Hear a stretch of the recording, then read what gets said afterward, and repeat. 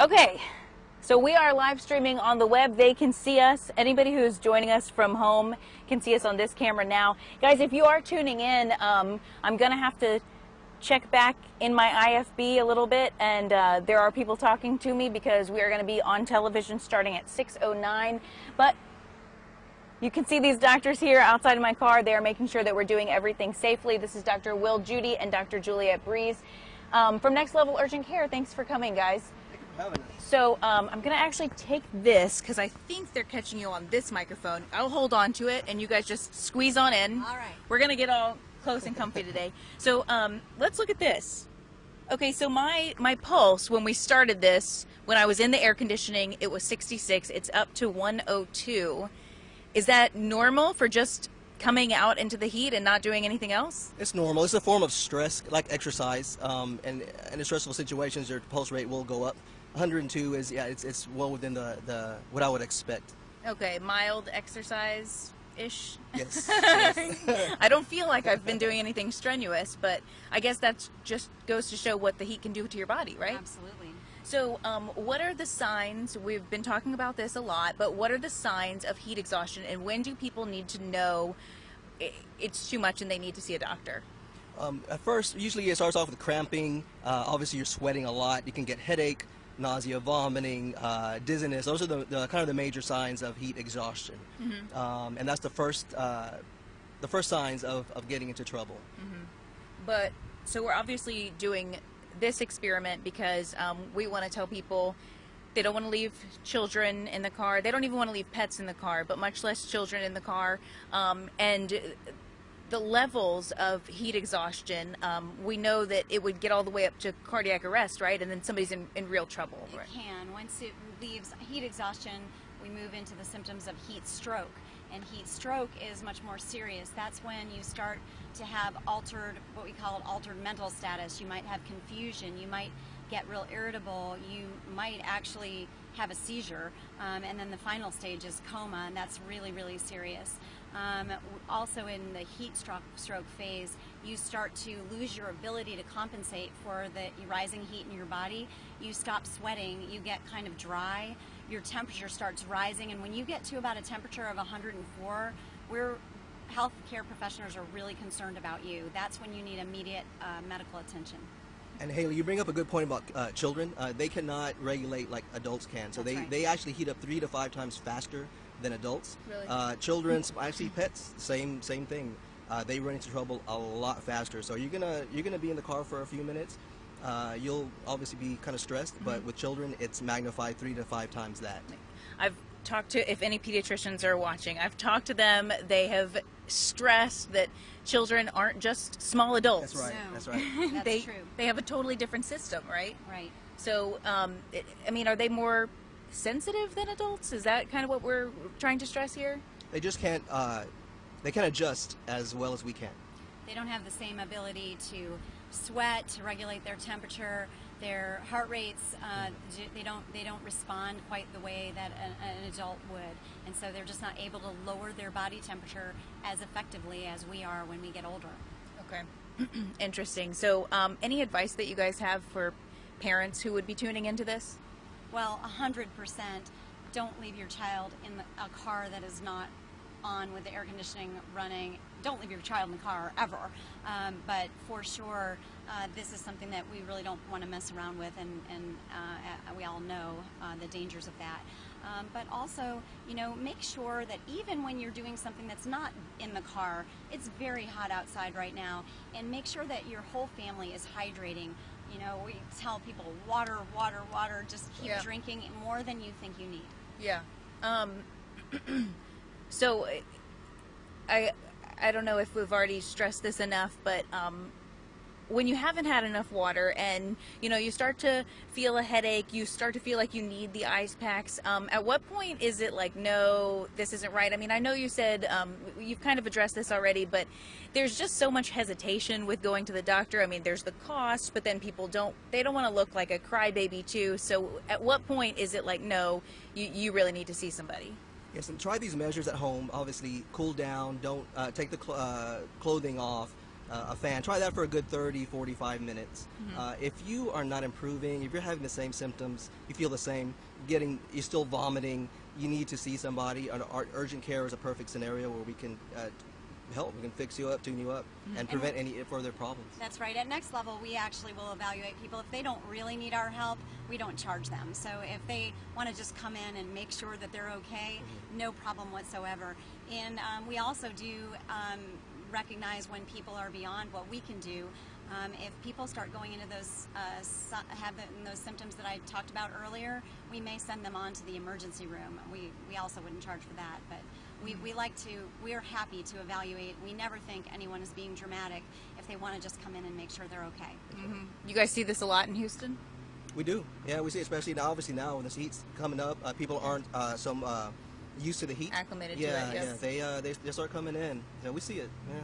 We also see, people have to be really careful with their alcohol consumption because when after a night of maybe hitting the town, when you go out in the sun the next day, you're already at a deficit. You're already dehydrated, and so we see a lot of people get behind that way. We'll give IV fluids if we find a person who's just gotten a little bit beyond what they can drink back. Or people drink in the sun. That's a bad idea. That makes me sick, by the way. But I can't imagine. But I know a lot of people do that. Oh, okay. So guys, they are telling me that we're about 2 minutes away, so we will get set up for the live shot now. They've also told me that I'm actually not going to be able to turn off the engine. I'm going to have to turn off the air conditioner, the engine, because this camera is running off of the car engine. So I mean, I'm still gonna feel it, right? Yes. I mean, we feel it out here, and so you'll definitely feel it in there. You'll feel it. All right, guys. Okay. Well, we're going to close the door now, and we're going to get ready to go. Thank you. Okay, so you see, we've got medical professionals standing by. We are trying to do this as safely as possible. We are not trying to make this a competition of how long I will stay in this car. It's just about measuring my vital signs, and I can already see my pulses. It's gone up just simply being in the sun. I'm interested to see what it does once I actually turn off the air conditioner in this car. But, you know, the air conditioners don't always do a good job when that sun's beaming right in through the windshield. Let's see, where are we at? Sounds like you guys are listening to Ryan Korsgaard's package on television. So right after his package, they're going to come to me, and I'm going to explain to people on TV what we're doing. So you might hear me go quiet for just a little bit, and then we're going to be on television.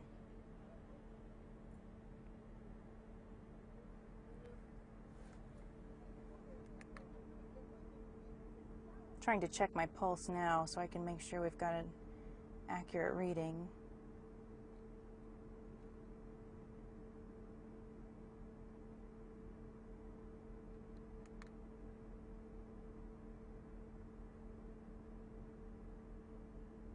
I'm not getting a good...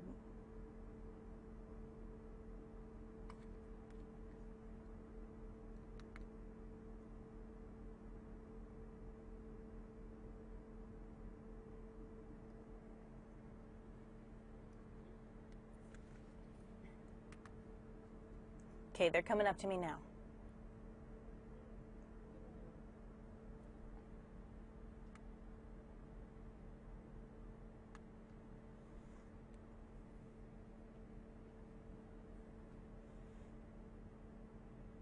And Justin, we are putting these extreme temperatures to the test. It's a project that you're very familiar with, the experiment that we're doing inside of a hot car. I'm going to be turning the air conditioner off in this car right now, and then you guys are going to check back up with me in just a few minutes. We're going to see what happens to your vital signs just during this time of a commercial break.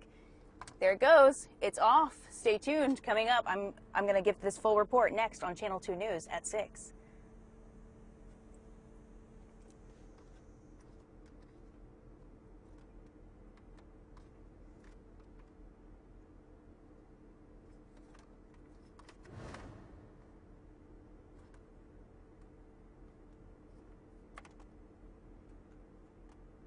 Oh.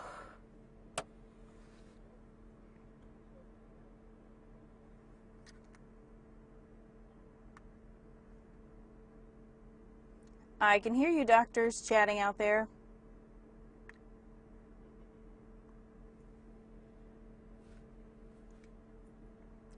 Why don't you just give me like a 1 minute and then like a wrap cue. You can give me a wrap like 15 seconds out. Yeah. Mm-hmm.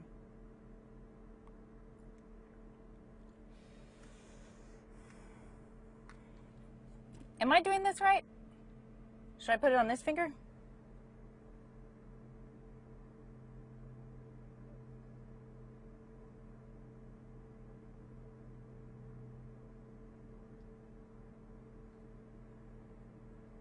Okay, it's up to 90. It's up to 90.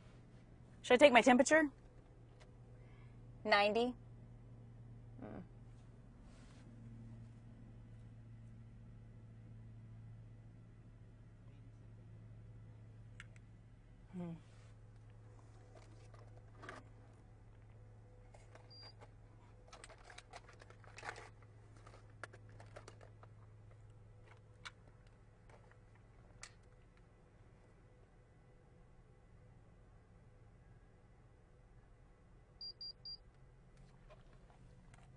It went up to 99.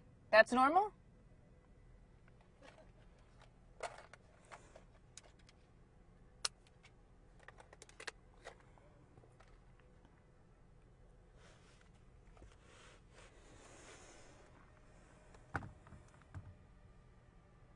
Okay, we are still streaming on the web too, so you know that because you're watching. I'm feeling okay right now. So what I was just showing the doctors is that my pulse is 88. My temperature is already up to 99. So my pulse has gone from 62 to 88 just being in the sun. My temperature's gone from 97 to 99. So I've already warmed up 2 degrees just since I turned off the air conditioner. It doesn't take much to start sweating in Houston, as you know, and I am definitely already hot in here. They're giving me a standby, so I'm going to be on TV soon. So make sure you keep watching.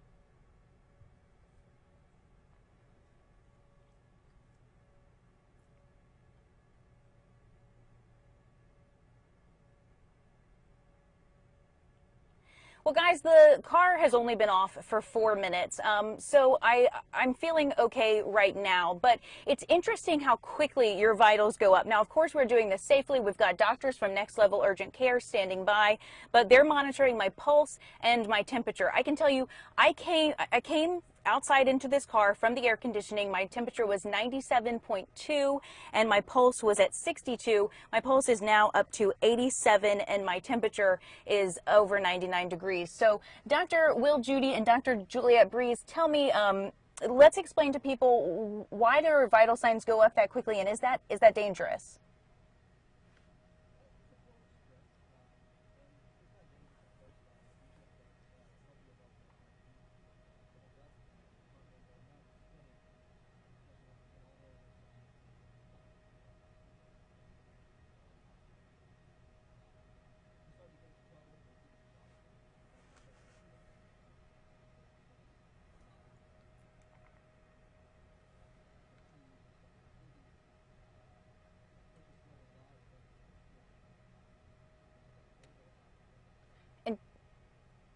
Dr. Breeze, we're talking about children, and children, you say, are a little bit different than adults. So would their vital signs be going up at a higher rate?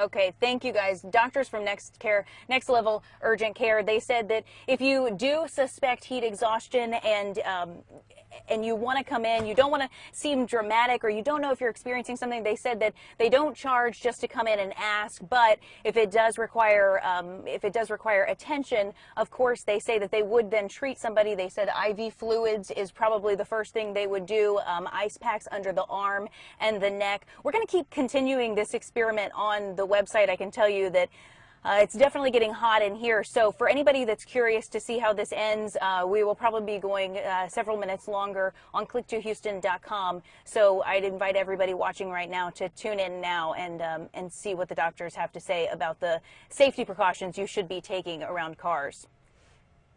Dominique, Sarah?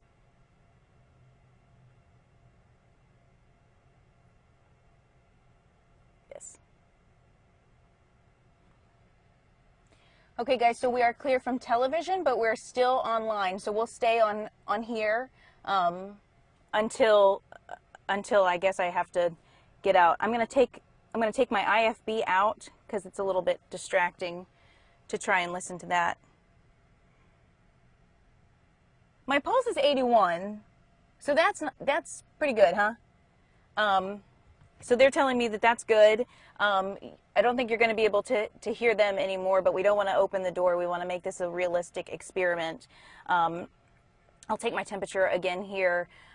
I think the worst part of this is that it's just that sun is beaming through. I mean, I'm sure if this car was parked in the shade, it wouldn't be that awful, but that sun beaming in is pretty bad. So my pulse is at 87. They said that's normal. It's nothing to be alarmed about right now. Full disclosure, and in no way am I trying to make this a bragging point, but I do run, I box, I do Orange Theory, and the doctors were telling me that because I'm physically fit, then my pulse won't really go that high. So that's certainly a good thing, but it just goes to show that probably the average American wouldn't experience this the same way. And as you just heard them telling you, a child is definitely a lot different. So I don't know if I'm doing that right.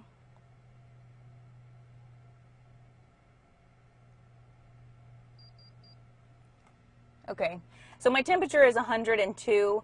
Of course, if you had an infection, that would be dangerous, but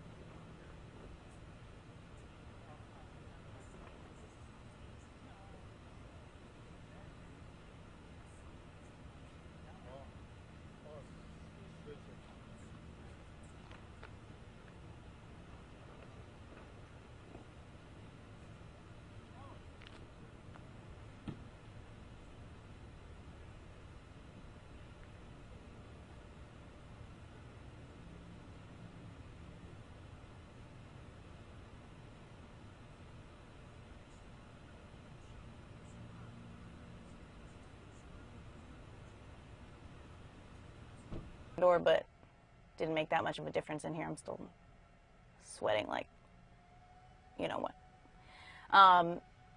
Sorry for those of you who were looking at the outside of the car for those few minutes. Yeah, I was about to talk about pets. So pets, they also experience cardiac arrest. I was explaining that cardiac arrest is the end of life. A doctor at LBJ was telling us that yesterday. But the problem with that is that although you've probably heard stories where people do return from cardiac arrest, you'd really have to worry in what condition they were returning from if their life can be saved. So being left in a hot car, you could end up, if you survive and you go past the point of heat stroke, you could end up with brain damage or even death. So certainly if you see somebody in a hot car, do whatever you need to do to get them out. We know that the weakest points of a window are like here on a corner. If you can break those, I know people don't carry around hammers, but there are punch guns too that you can buy at any hardware store that you could keep in your glove box. It's not a bad idea. So if you saw a child or a pet in the car, you could get them out. You know, pets, it's never a good idea to leave your pet outside. Even long walks for your pet is bad news because their paws can also burn on the hot sidewalk. So definitely feels like a workout when it's getting difficult to keep up my speed in words. All right, guys, my pulse is up to 100. Is that good? It's not good, but I'm surviving.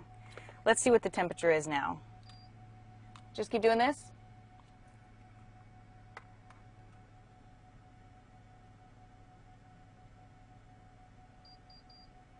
Okay, still 100.3. It hasn't really changed a whole lot. That's good because I'm not a big fan of being hot. Oh, it's 6:23. All right, so I have been in here since 6:09. So almost 15 minutes. We're getting there.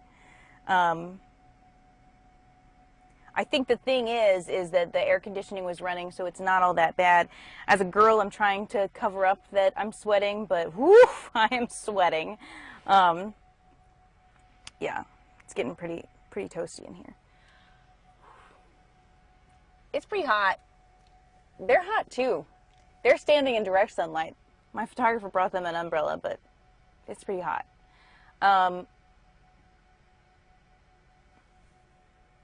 I'll get to the point where I'm going to take my vitals just one more time, and then I see no reason in staying in here too much longer.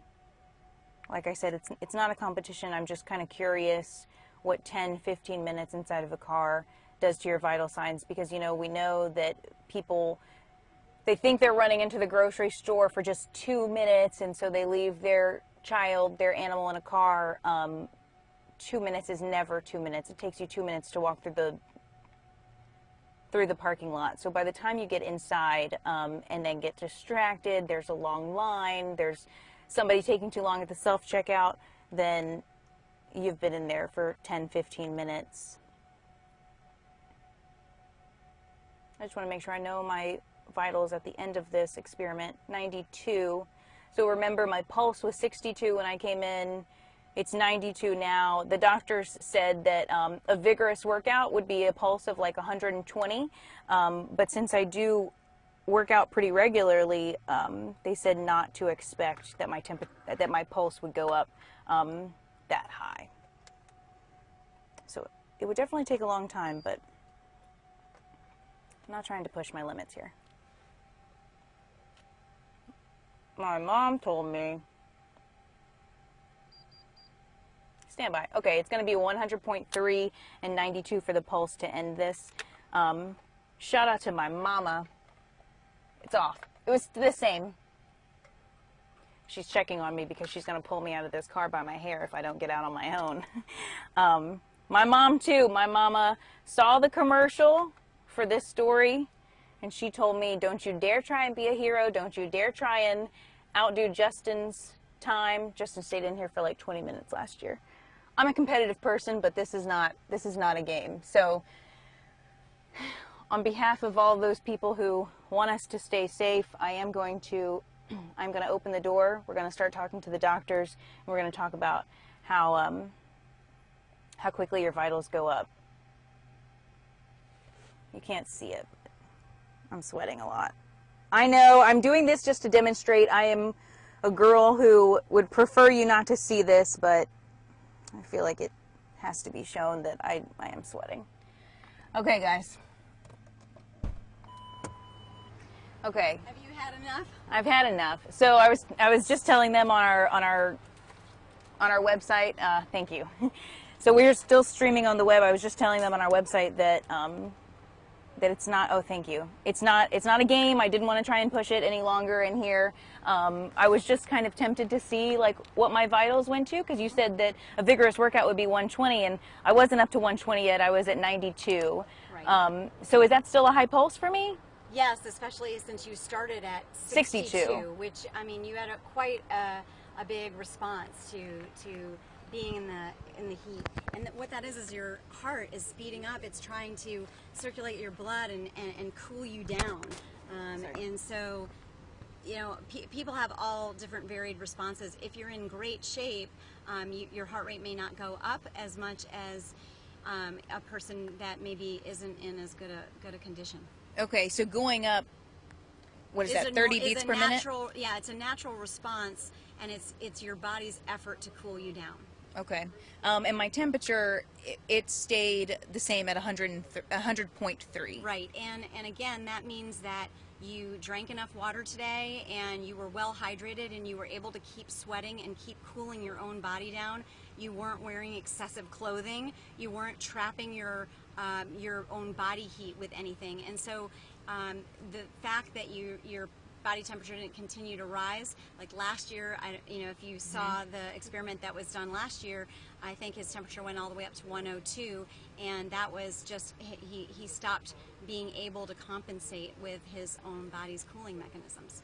Yeah, that's dangerous, because yes. he said when he got out of the car he felt a chill. Yes, and that's really bad. Well, it's when you want to worry, you begin to worry when your body starts doing things that aren't normal responses. Well, I was glad to hear from you. When Dr. Breeze got here earlier today, she noticed that I was drinking water. I am a weenie. I did not want to try and push this. I didn't want to put myself in a dangerous situation. We're standing out here all the time telling people not to go outside. It's too hot. So I was drinking a lot of water, and I know you noticed that. That helped. Yes, and you did a great job, as is evidenced by the fact that you didn't get severely overheated, even though you've been in this really hot car, and in direct sun also.